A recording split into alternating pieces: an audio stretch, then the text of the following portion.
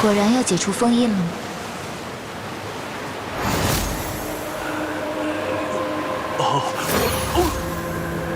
你个小仙，还是去保命吧。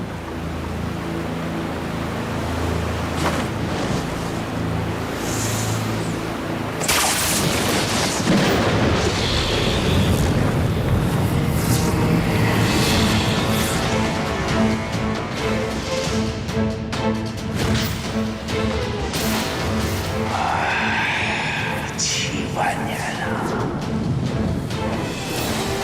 墨渊魂飞魄散，也不过就困了我7万年。秦苍，你以为过了7万年就能快活了吗？我师父虽然不在了，他却将这封印术法传给了我。我白浅就是拼了这条命，也要将你再锁上7万年。你是墨渊的徒弟？你到底是谁？我就是青丘女帝白浅，也就是当年的司音。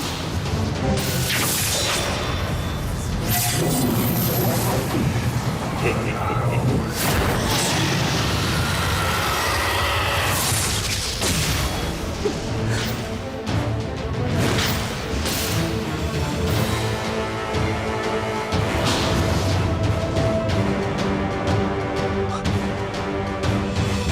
红莲焰火，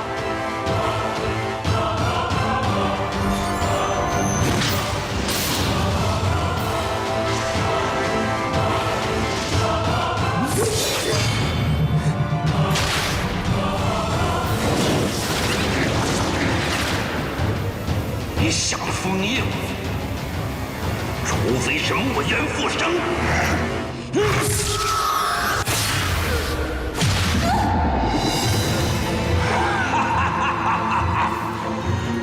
我要你敛去容貌、法力，终其一生在凡间受尽生老病死之苦，永远都不知道自己是谁。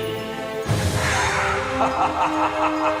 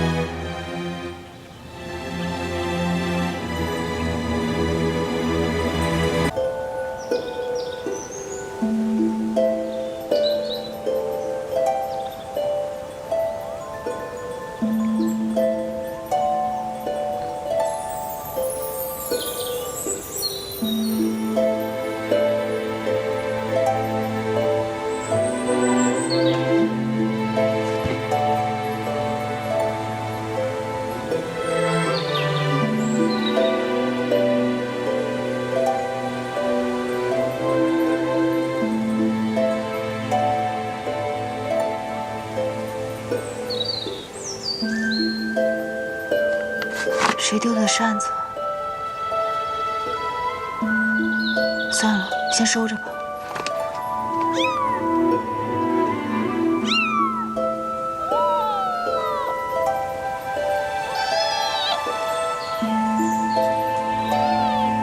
这里是哪里啊？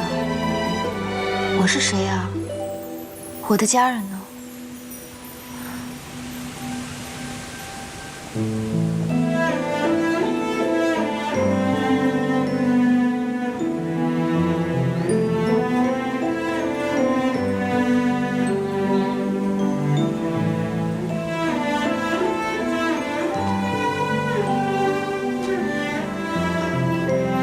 这是你主人住的房间吗？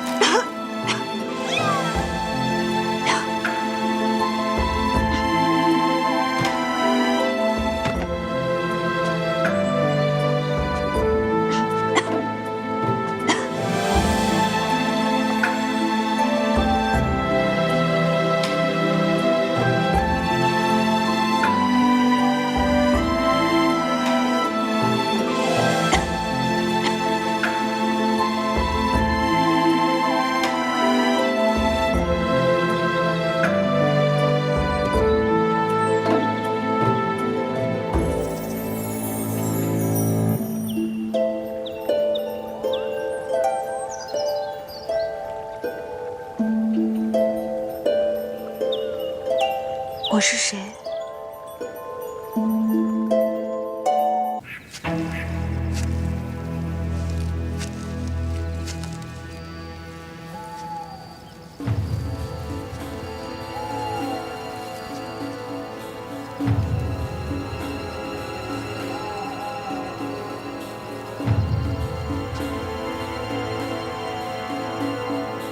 没想到，竟然还有凡人敢来这东荒俊旗山！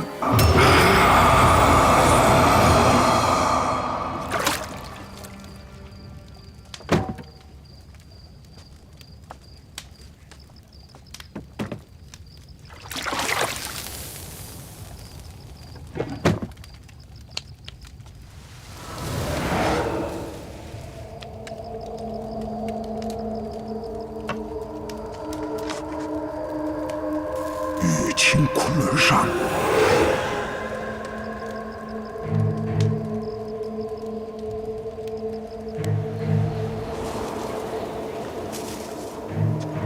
，7万年前，7万年前，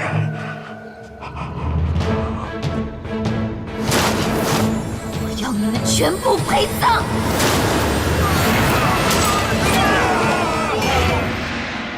不可能！方才草屋里分明就是个凡人，而且与他的性别不同，可为何会有玉清昆仑山？赤炎金泥兽，你是何人？天族太子夜华。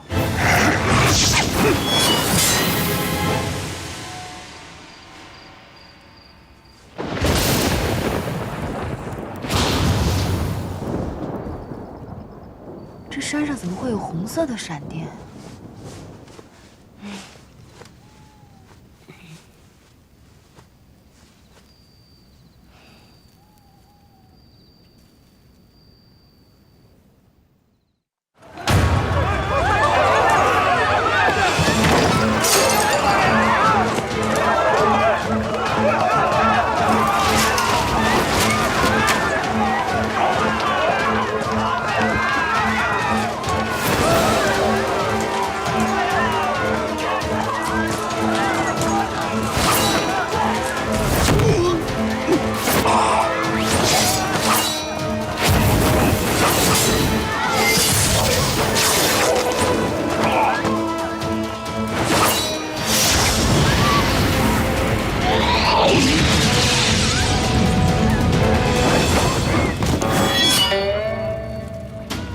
我躲了你们天族7万年，你们为何要如此赶尽杀绝？因果自有报应。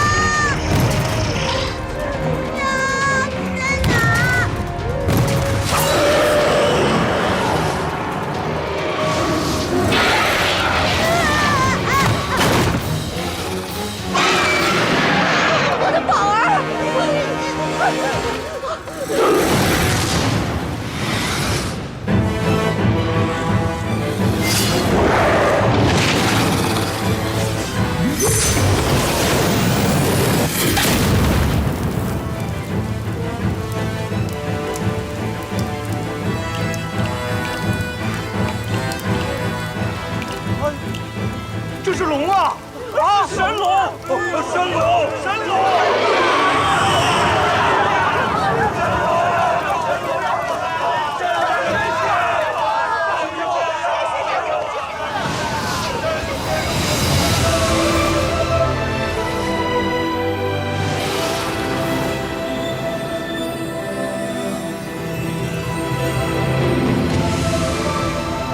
这金泥兽的红莲业火果然厉害，竟无法恢复人身。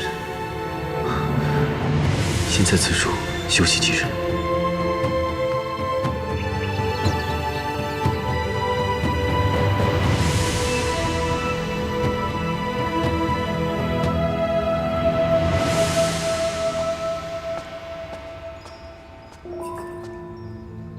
你醒了啊？给，我屋里有只猫，希望你们能好好相处。好吃吗？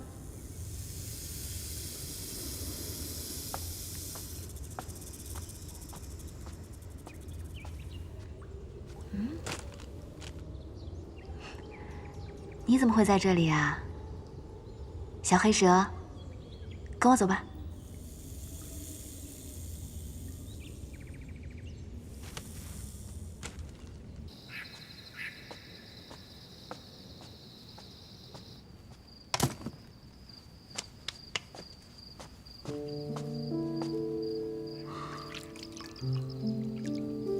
这是何处？是他。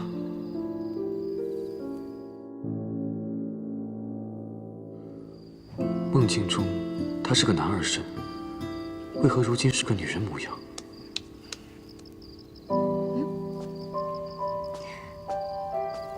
你醒啦？你知道吗？你是我认识的蛇里面长得最俊俏的。你看，你头上还长了角，这手感滑滑的，真好。本君看起来很像蛇吗？你知道吗？在山洞里看到你的时候，以为你在冬眠呢。后来我想，现在不是9月份吗？还不到蛇冬眠的时候，就想你是不是受伤了，带你回来休养。金泥兽法力最高，却伤不了我的。你知道这里是什么地方吗？为什么这里除了飞禽走兽以外，都见不到与我一般的人呢？此兽是东荒郡极山，金泥兽霸占此山实在有余，自然没人敢上来狩猎。我跟你说啊，我呢就只有这间草屋，我看你也是无家可归，不如你留下来，我来照料你可好？本君只要3日就能恢复人身，重返天宫，何须你来养？不对，我不应该同你商量的。我既把你捡回来了，你就应该留下来陪我。不过若你想要走呢，我也不拦你，但你不能再有其他主人了，好吗？主人？好了，我呢也没有打到什么东西，只有这些果子，你就吃这个果子吧。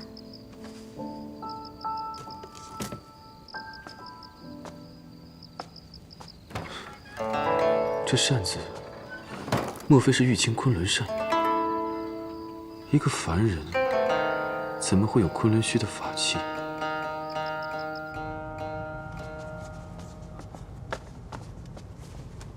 公主殿下，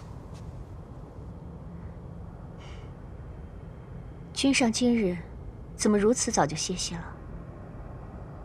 可是身体不适。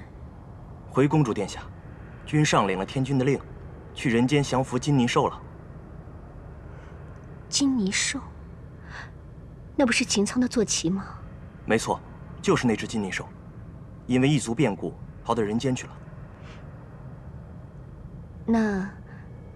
那君上他何时会回来？我这炖了一盅汤，怕晚了就会凉了。这天上1日，地下1年，君上这一来一去，最多1炷香的时间，肯定回来了。那请你替我将这汤端进去，君上回来恰好能喝。是。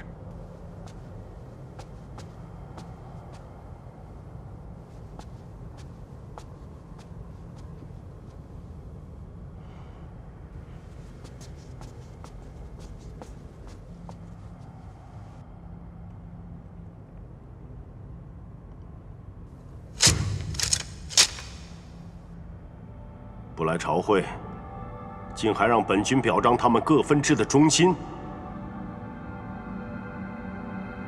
父君息怒，儿臣以为，昆仑虚已经散了，天族更需要和睦，各分支头领只可以安抚。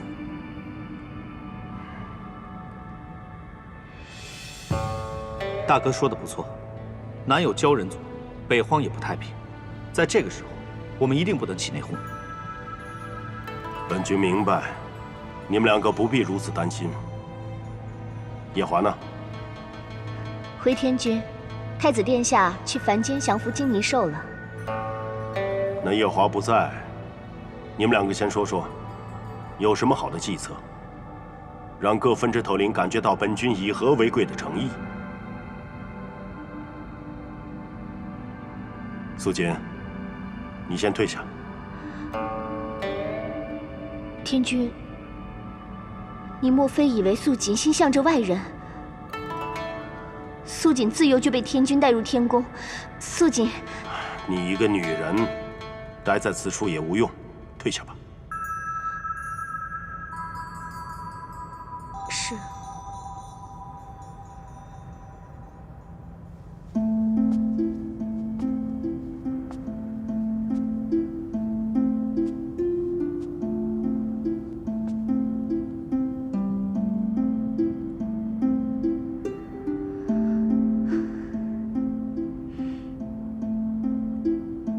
素锦有个法子，可以安抚分支头领。你有法子？什么法子？封我做侧妃。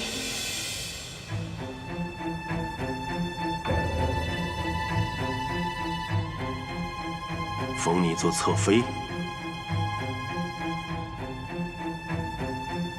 天君封我做侧妃，一来不会助长任何一支的势力，二来也能让天下都晓得，天君对各分支是看重的。本君已经老了，早对后宫的事没有兴趣，会耽搁你。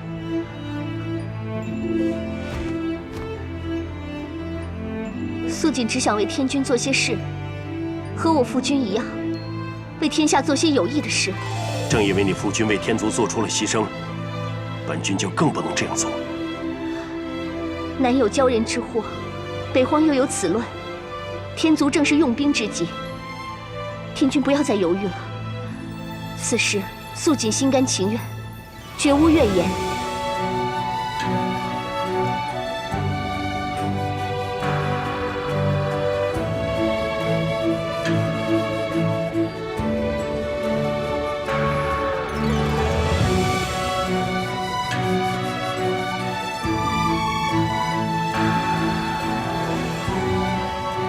你这孩子不懂，这是你终身大事，不能草率。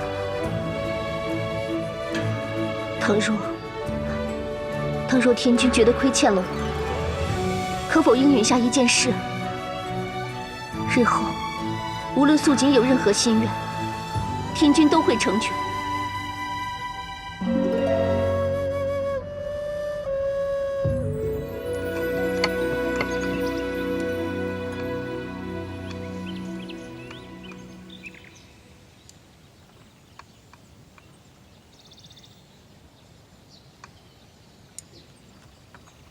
我捡你的时候，怎么没发现你受伤了呢？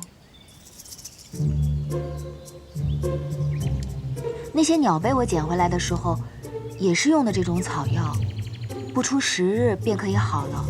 你忍一忍吧，很快就好了啊。你这是东荒特有的腐草，有去除腐烂之肉的功效，要配上再生功效的浆果汁才有用。如今你单独用这个，除了将我身上的伤口加深，并没有什么好处。好啦，我对你好吧？蛇是喜欢吃生肉的吧？蛇是喜欢吃生肉的，但我不喜欢吃。快点吃吧，会饿的。肉要煮熟了才能吃。你饿了我会心疼的。放肆！还不吃吗？你不吃，是不是想让我再亲你啊？不必，我吃就是了。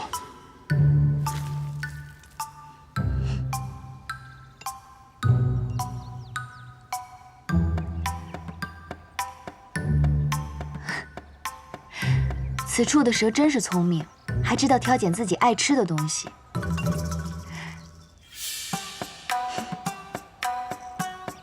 幸好那日把你带回来了，你比那些鸟啊还有猫都聪明多了。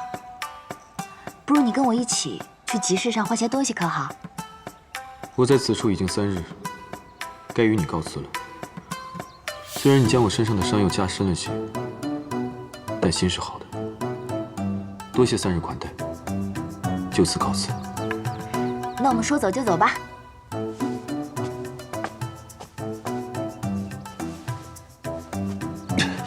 难道你看不出来就要下雨了吗？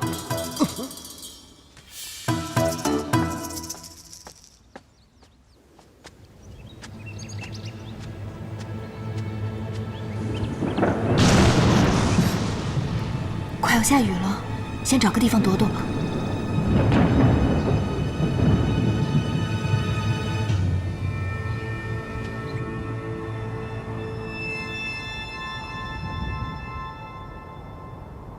听说太子在此处降服了金泥兽，若是早得了消息就好了。在天宫这数万年，都未曾有机会与太子殿下说上半句话。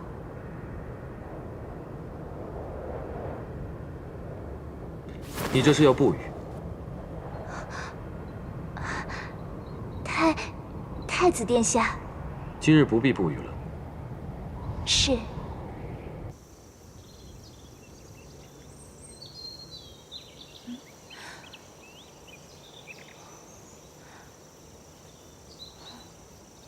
乌云这样就散了？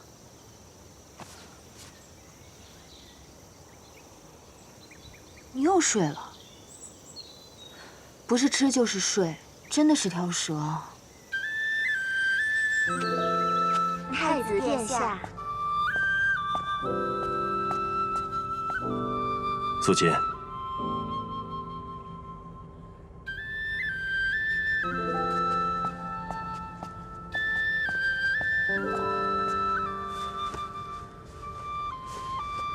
天君，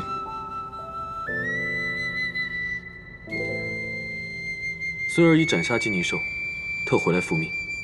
好，你竟能如此顺利复命，果然不负本君所望。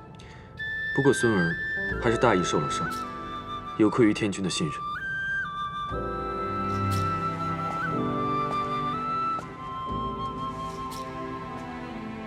可言重？无妨，轻伤而已。只是伤口处理不当，还需重新包扎。红莲业火并非等闲妖法，不要掉以轻心。是。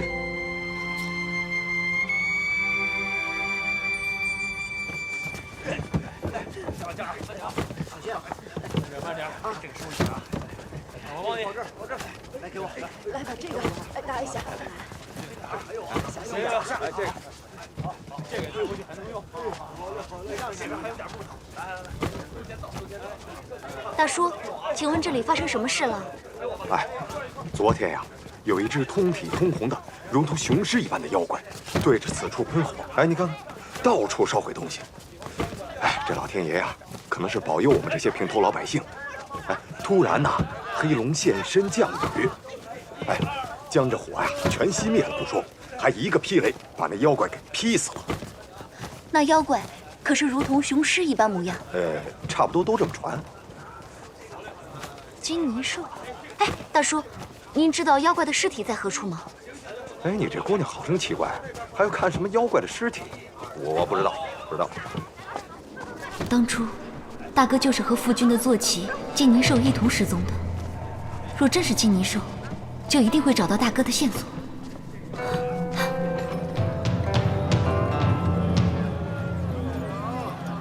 卖包子喽！当中桌的包子。卖了些果子，换了些铜钱。等一下，我们去吃茶听戏，走吧。哎，这符，看看这符啊！哎，这符若发生昨天的事啊，保证能受黑龙的庇护，毫发无损。来，哎，都有啊！哎，都有。这符真的能驱妖吗？那当然，姑娘也想来一符？妖怪我不怕。一个姑娘家竟有如此胆量，居然不怕妖怪。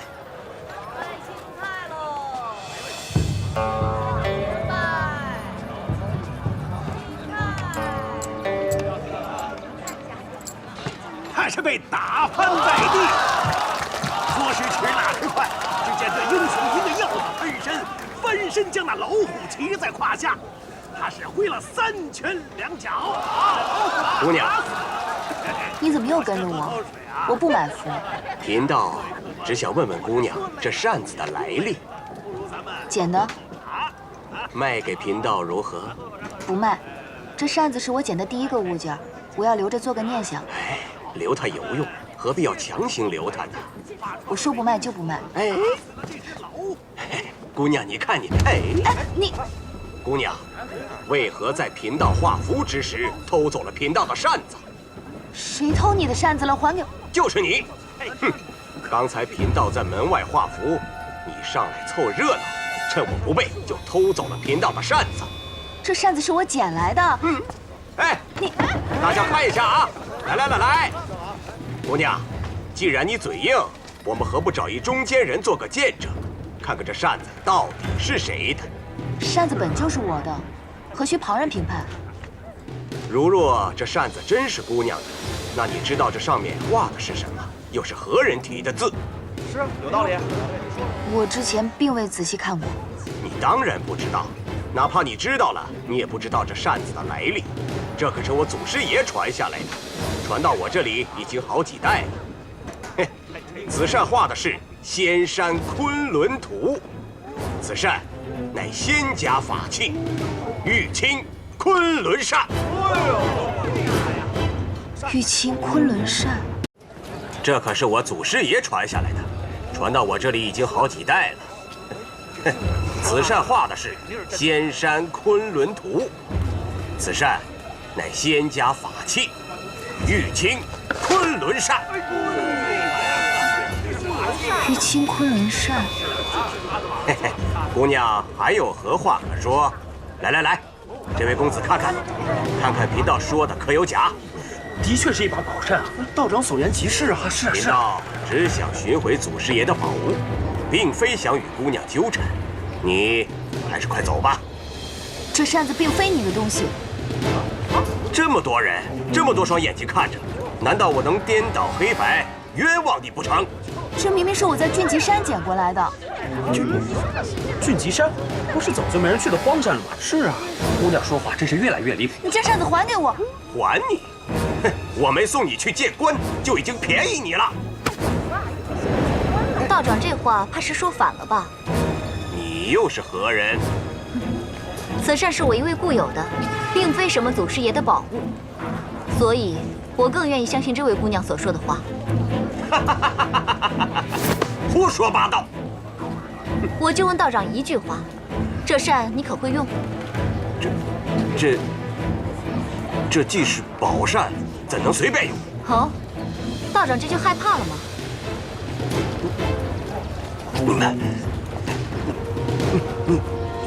你们是一伙的。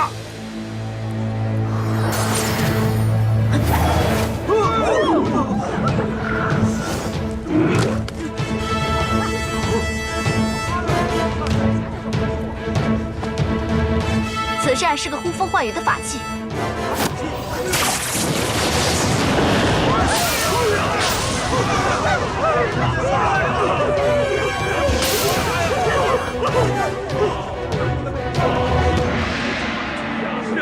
怎么，道长没有别的话可说了吗？我那位朋友可是眼睛里揉不得一粒沙子的人，若是让他知道他的法器被一个破道长据为己有，怕是会把你丢到不知道什么地方去，再也看不到这凡间景象了。贫道不识泰山，不识泰山，贫道不识泰山。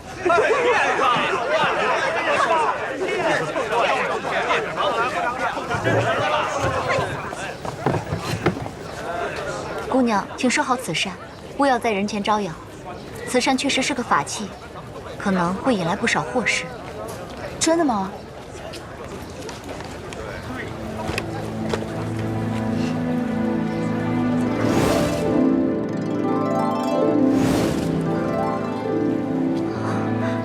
方才看到姑娘，像是看到了我那位故人。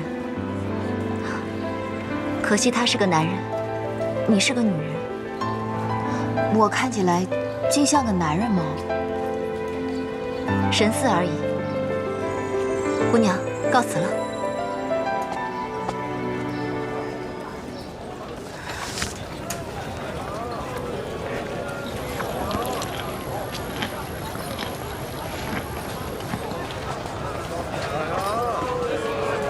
姑娘，公主殿下，这扇子既然是你旧有的，不如送给你吧。送给我？你不是说这扇子是法器吗？反正也是我捡来的，留着它我也不会用。既然这扇子对姑娘有意义，不如就送给你。谢谢你方才为我解围。刚才那位道士抢，你却迟迟不肯松口。现在他跟我抢，我自然不会给。但是现在给姑娘，是我情愿的。这让我如何谢姑娘才好？不必谢，你收着便是了。这不好吧？姑娘不必跟我客气。如果姑娘觉得不好，送我一样东西可好？好，你尽管说。姑娘都不问我想要的是什么，便一口答应我吗？万一我要的是无价之宝呢？姑娘也不像这种人啊。就算姑娘要了，我也一定会满足你。我并不看重那些身外之物。那姑娘想要的是？我想要的东西很简单，随我来。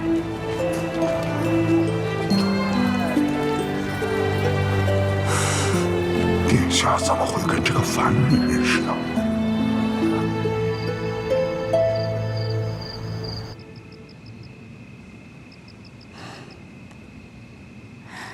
你怎么从山下一路睡到现在啊？哎，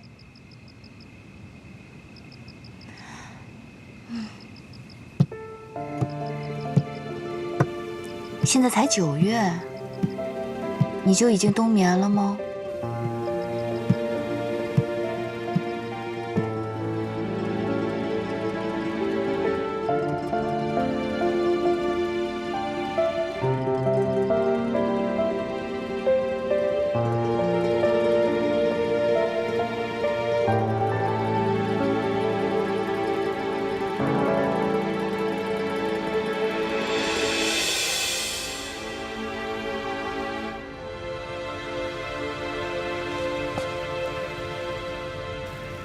太子殿下，臣已处理好了。只是臣发现，太子手腕上的伤并非是红莲叶火所伤，而是东荒特有的腐肉草所致啊。是本君不小心碰到的，先退下吧。是。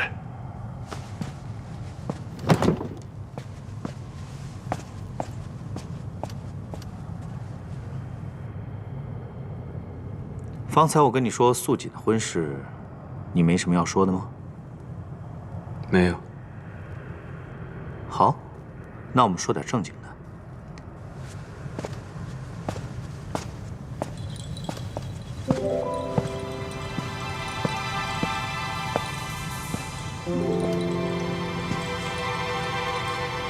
今日的奏折我都帮你看了，长海鲛人族一直是父君的心病，方才又提起了。长海水军胆小怕事，并不擅长用兵，恐怕最后还要你亲自带兵平乱。我料到，我已有出兵的准备。不错，鲛人族的头领曾是擎苍的心腹，又不满这一任离境义军的管制，不早日除去，始终是个祸患。而且还有一点，梨苑的母后就出自这一族。幸好当年天君听了东华帝君的话，扶离境上了位。如果让梨苑继位，恐怕今日会更麻烦。就算当年是梨渊上位，也不过如此。擎苍那2个儿子，都不是什么君王之才，自然是比不上你，一出生就是储君，也从未让我们失望过。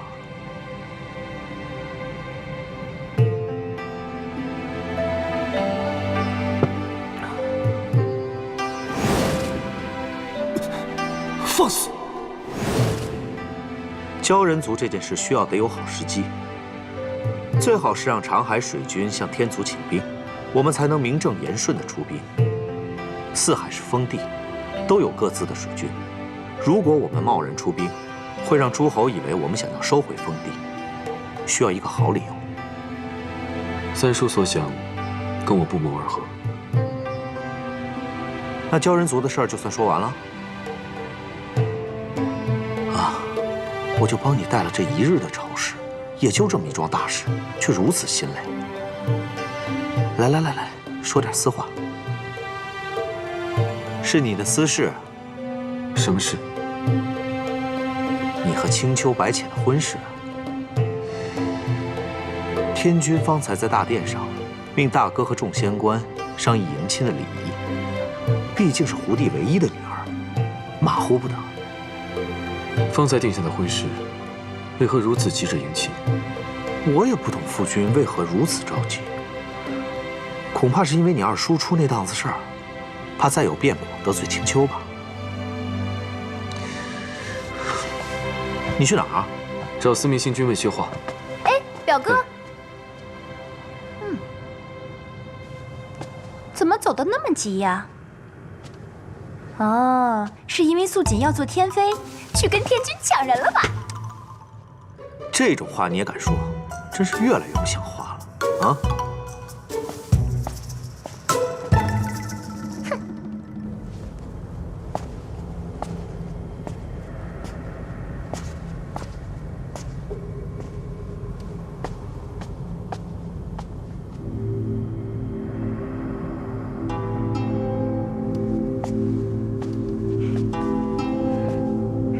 三殿下，素锦啊，听说天君急着封你做天妃，怕再不过几日，你也不用再向我问安行礼了。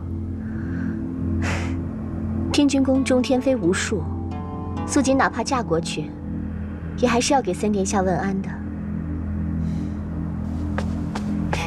素锦姐姐，你怎么才来呀？表哥都已经走了。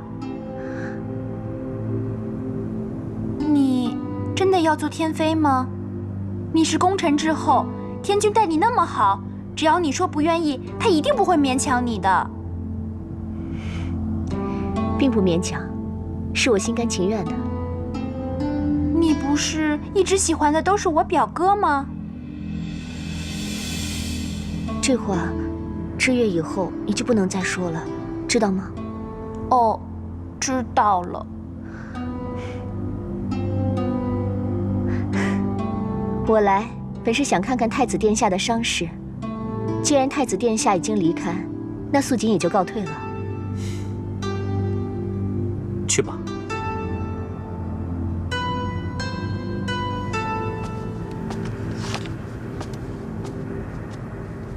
反正我是除了帝君谁也看不上，以后谁也别想逼我嫁给别人。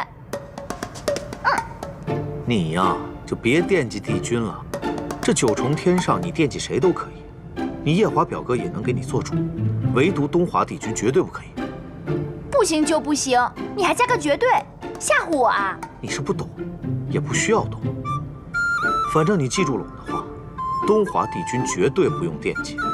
他那个人，纵使你有千百柔情，也换不回半点回馈。他又不是块石头，我对他好，他能不知道吗？他还真就是块石头。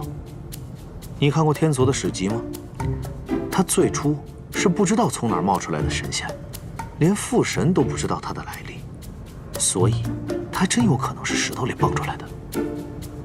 哼，你就吓唬我吧。哦，我知道了，你就是怕我真的嫁给帝君以后，按辈分你就要给我行礼。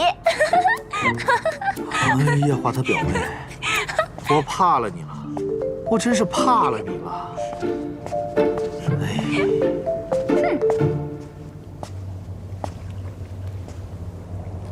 你说墨渊上神和司音上仙的仙体是一道消失的？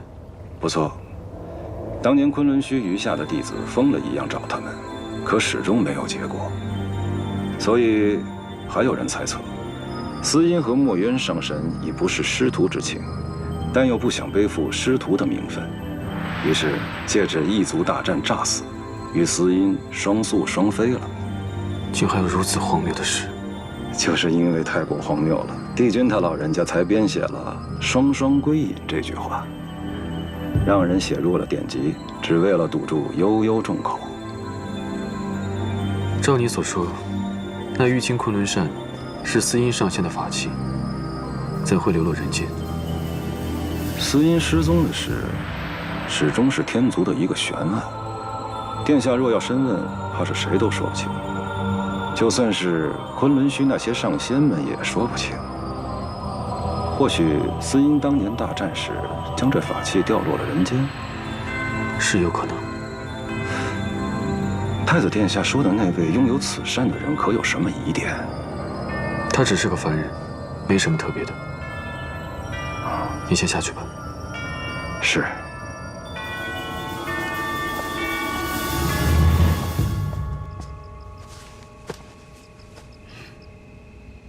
喂，你都睡了7、8天了，还不醒过来？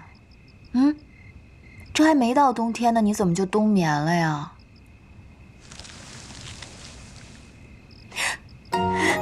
你醒啦？我还以为你要睡到明年春天了呢。你看这床被子好看吗？我就等着你醒过来给你看呢。太鲜艳了。我跟你说，虽然鲜艳了一些，但是我就喜欢这种大红色。你看我平时穿的衣服也都是那么素净的，偶尔换一下不好吗？你虽然长得不太好看，可这穿衣品味倒也不错。比起那些女神仙的云断彩衣，这些素衣才最好看。你的绸衫呢？我不在时，可是发生了什么？你知道吗？虽然现在是9月，还不是特别冷，但是我听说喂，蛇之所以你不要再拖了，就是因为怕你一个未出阁的姑娘，在我面前宽衣解带，成何体统？好心的姑娘给了我这床被子，我们一起盖上就不冷了。来，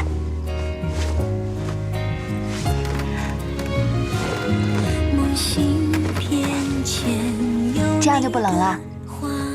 睡吧。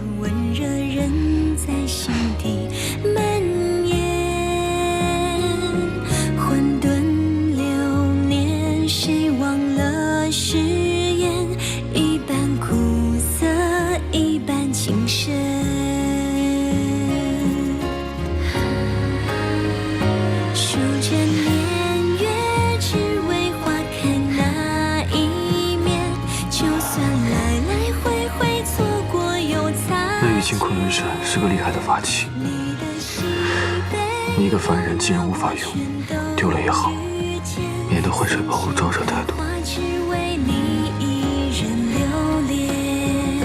数千年月，只为花开那一面。就算来来回回错过又擦肩，你的喜悲有了我全都遇见。3000繁华，只为你一人留恋。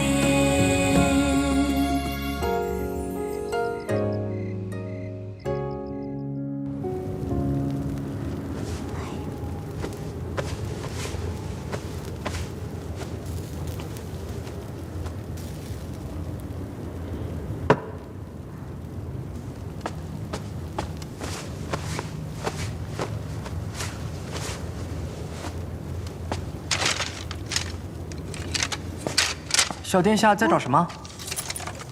米谷，你说姑姑怎么就没个什么信物呢？信物？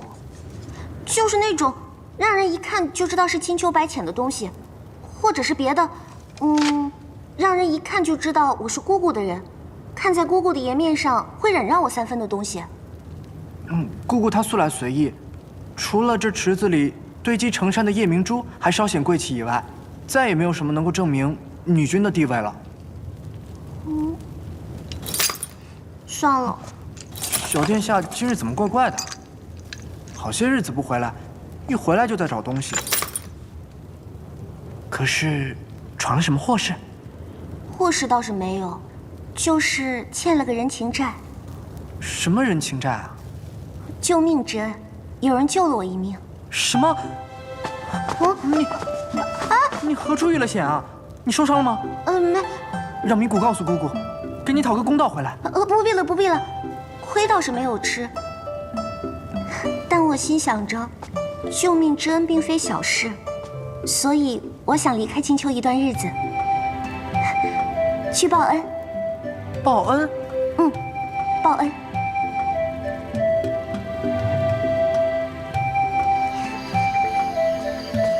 小殿下，就这样走了？胡弟和四叔他们都来了。我当然要现在走了，如果让他们知道的话，那岂不天下大乱了？咪谷，你千万不要说漏嘴啊！你就跟他们说我是外出游历去了，过几年我自然……几年？小点声啊你！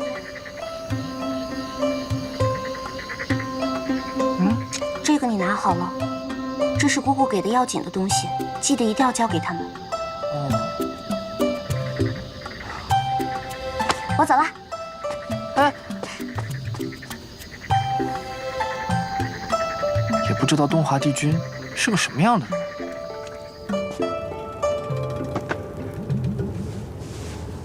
小武几日都未露面了，莫不是又去闭关了？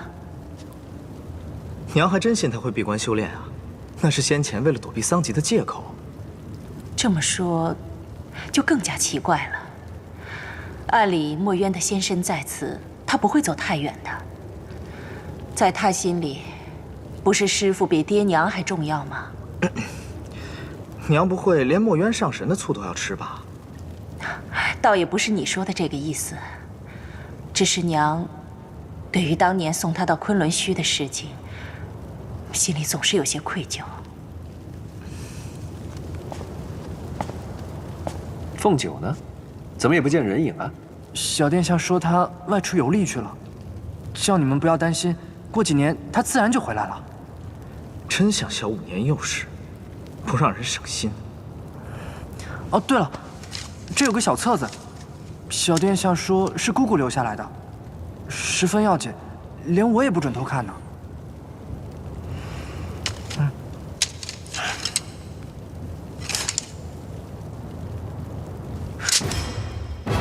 坏了！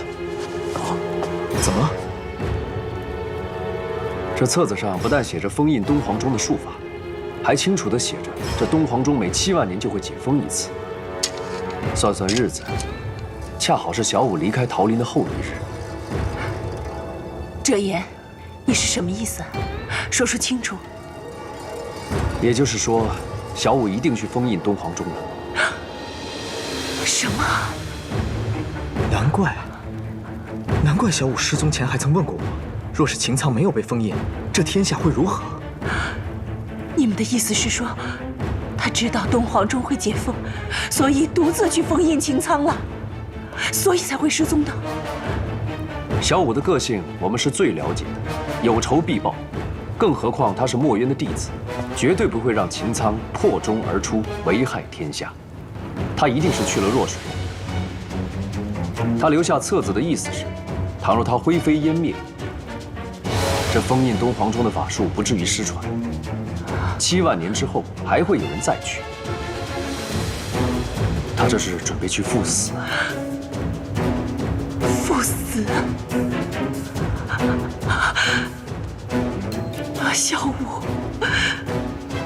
小武他怎么会舍得一次一次的丢下我们？终究是昆仑虚出来的人，心里装着天下苍生。我算着，他会有飞升上神的天劫。可是我想着他这7万年勤修苦练法力，应该没有什么问题。谁知道他是去替师父报仇，他一个上仙如何斗得过擎苍啊？娘，你先别哭。小武他就算再不济，他体内也有你的半生修为，无论如何也不可能灰飞烟灭的。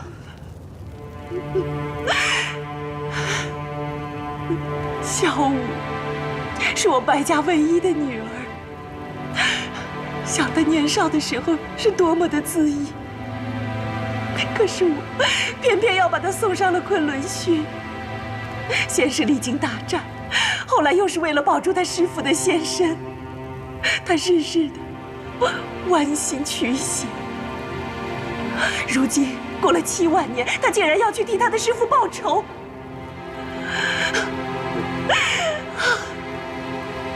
怪我，都怪我。如果我当初不让哲言送他到昆仑虚去，也不会惹出那么多的事情。都是娘不好。当初是我带上小舞去昆仑虚的。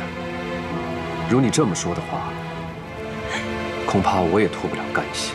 啊，哲言啊，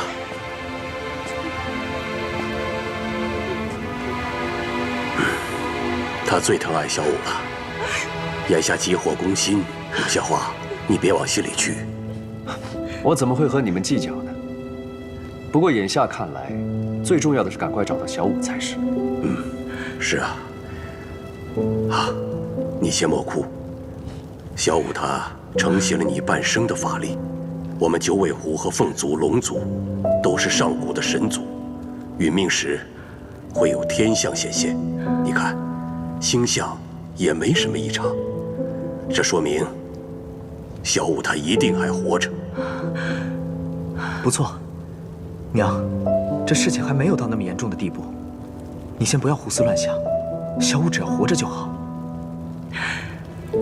都是怪我们儿时太骄纵他了，那么大的事情都不与我们商量，该如何是好？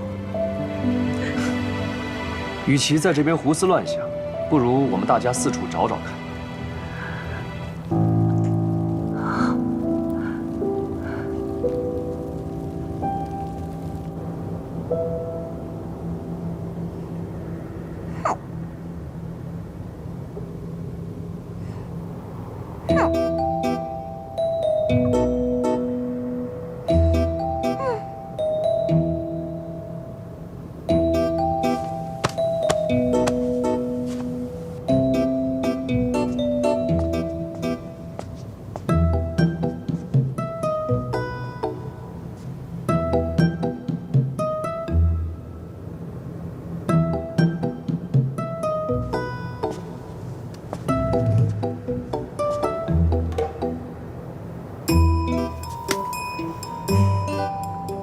小美人儿，为何可怜巴巴地坐在此处啊？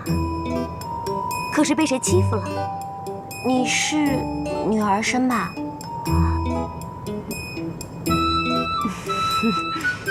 你是怎么看出来的？我姑姑也喜欢女扮男装，我都看习惯了。你姑姑？你姑姑是天宫哪位娘娘啊？青丘白浅。什么？青丘白浅？是啊。就是那位未来的太子妃？是啊。那你是？青丘白凤九。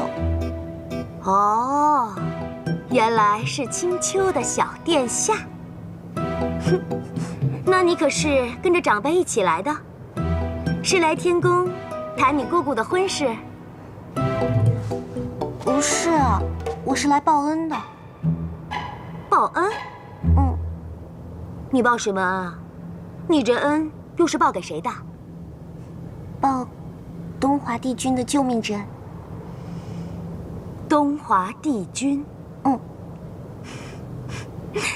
你这小殿下真是有意思啊！你是每句话都让我出乎意料。来，那你跟我讲讲，你是如何碰到东华帝君的？东华帝君又是如何救你一命的？如果你能带我进去的话，我就讲给你听。这两个侍卫把我拦在这儿有2个时辰了，一点都不通融。这好办，你跟我走。你能带我进去啊？你若是碰上寻常的神仙呢，还真难。谁让你今天碰到的是我，程昱元君，偏偏就是我能让你进去。走。啊，你这是要带我去哪儿啊？这不是说话的地方，先跟我走。哦。原来如此，所以你来天宫还真是为了报恩的。当然是啊。以帝君在天宫的地位，他什么都不缺，那小殿下又想如何报恩呢？我想日夜陪在帝君身旁，总有一天他会有需要我的地方。然后我就可以顺水推舟的把这恩给报了。有道理。不过想要名正言顺的出入太晨宫，只有3种方法。哪3种啊？第一种，你要是这天宫位高权重之人，然而小殿下你不是。第二种，嫁入太晨宫。啊，嫁进去，我是不是？怎么着，小殿下，你还真想这么做啊？没，我绝对没这个意思。我的意思……别解释，女人的心思我最懂。不过，就是要嫁，现在也言之过早，所以啊，就只剩下第3种了，也是最适合小殿下的，只是要委屈你一些。是什么呀？做婢女。婢女。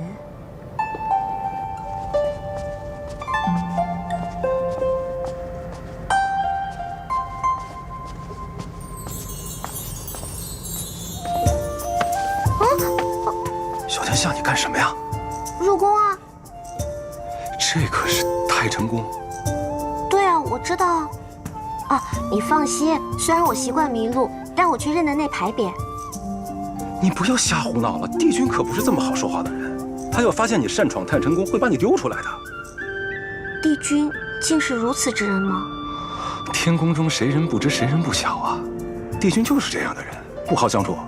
你看我每天这严苛的很啊。哦，他这人真有意思。小殿下才有意思吧？我不能与你多说了，我可是买通那位仙君，才有机会进入太晨宫，可不能浪费了。我问你，这天上哪位仙君有如此之胆量？我告诉你，你可不许跟旁人说。小殿下放心，我们算是知己。程昱元君。啊，你还真会挑人呢。现在天上恐怕也只有程昱肯帮你了。为何这样说啊？我是看她生得漂亮，觉得她是好人，所以我才求她的。你这是以貌取人。程昱元君呢，是从凡界收上来的神仙，同时也是3殿下的心上人。连宋，天君那3儿子，果然背靠大树好乘凉。哎呀，小殿下是个明白人。那是自然。哦，我真的不能与你多说了，你常来看我，我还需要你帮忙呢。小殿下，小殿下。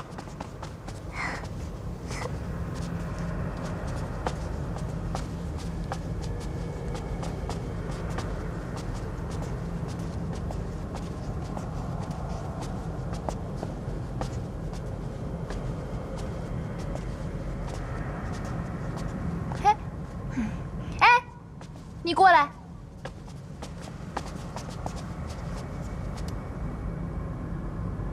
那个仙娥是新来的？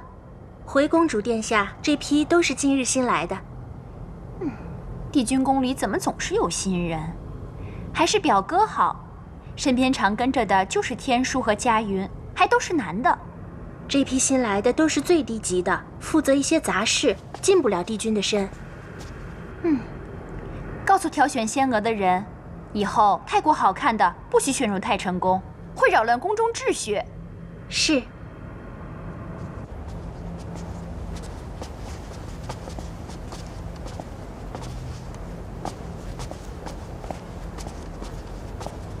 哦，去那边。你就是那儿吧？那个仙娥触犯了太晨宫的宫规，刚被丢到下界。这个也不错啊。怎么？没什么。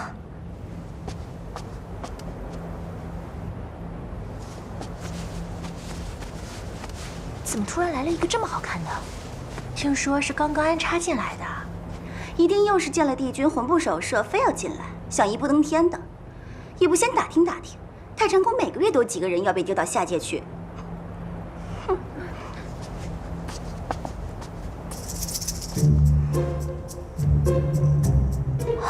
小九九啊，你是要留在这里长长久久报恩的，一定要老实，千万不能被丢下去。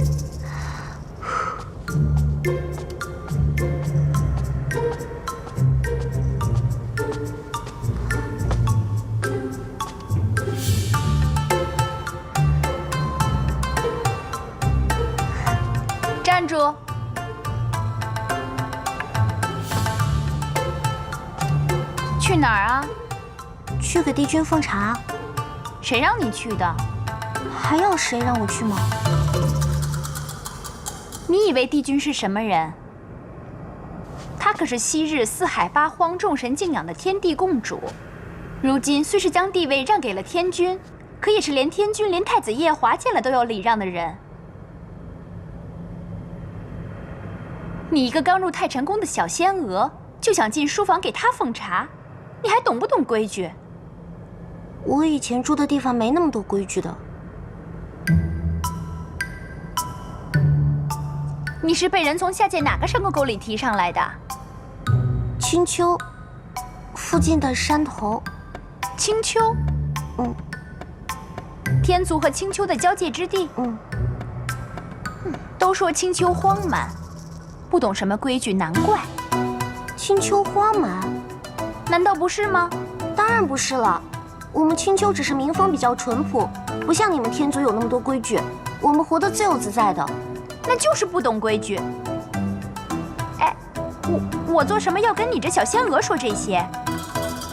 哎，你过来。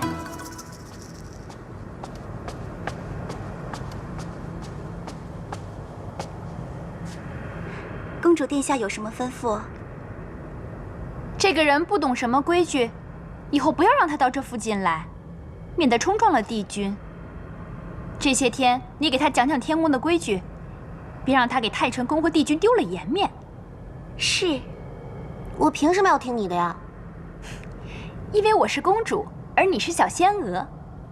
你若也是公主，就不用听我的啦。可惜你不是。哼！你等等，住口！那是太子殿下的表妹，岂容你如此无礼？太子殿下的表妹？等等，太子是我姑姑的未婚夫婿，她是太子的表妹，岂不是长了我一辈？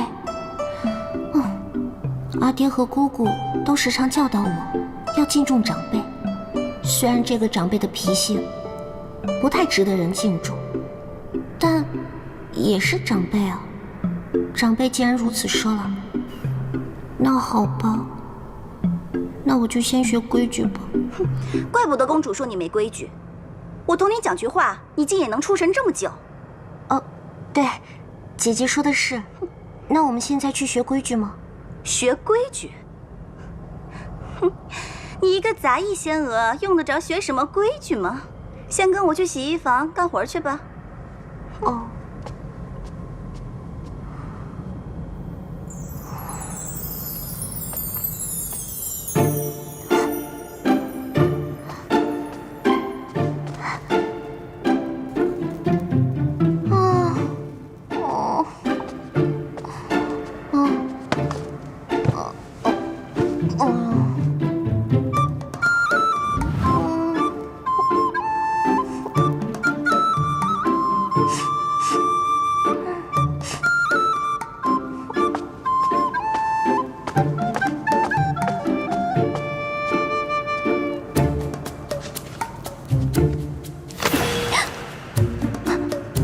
怎么样啊？今日可见到帝君了？你多帮我拍2下吧，我都快要酸死了。累成这样啊？累成这样我也没有见到帝君，反而见到了我姑姑那个未来夫婿的表妹。她让我多学点规矩，然后那些仙娥就趁机让我干粗活。你姑姑那个未来夫婿的表妹？那不就是知月那个小丫头吗？她呀也是古灵精怪的很。怎么，你被她刁难了？什么小丫头啊？她比我还长一辈。若按你这么说，那在我和三殿下那段前尘往事里，我岂不是又长了知月一个辈分？那你岂不是要换我婆婆了？所以呀，你如此当真做什么？你也不想想，若论辈分，那你姑姑和太子殿下也不是一辈人呢。神仙嘛，活得久了，这些就不太在意了。你呀，下次也不用怕他。别忘了，你也是个帝姬呀。对啊。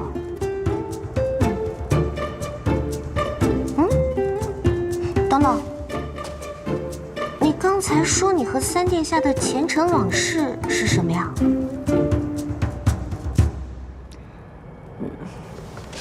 没什么，就是一段前缘。前缘是什么呀？没什么，反正现在是各自安好，互不纠缠。哦，原来还可以如此啊！为何不能如此？我们青丘九尾狐一族认定一个人就是生生世世。啊？真的？那你姑姑还不是和二殿下退了婚后和太子殿下定了亲事？那是因为我姑姑没有和二殿下见过面。我四叔说过，我们青丘九尾狐一族都是情路太过顺畅，所以以至于所有的情节都落在我姑姑一人身上。不过我四叔也说过，既然老天爷给了我姑姑那么一副好容颜，那情路波折些也是应当的，不然总不能所有的便宜都让她一人占去了吧？你这么一说呀，我倒真是盼着你姑姑早早嫁入天宫，看看这四海八荒第一美人是何等角色。我姑姑她长得可美了。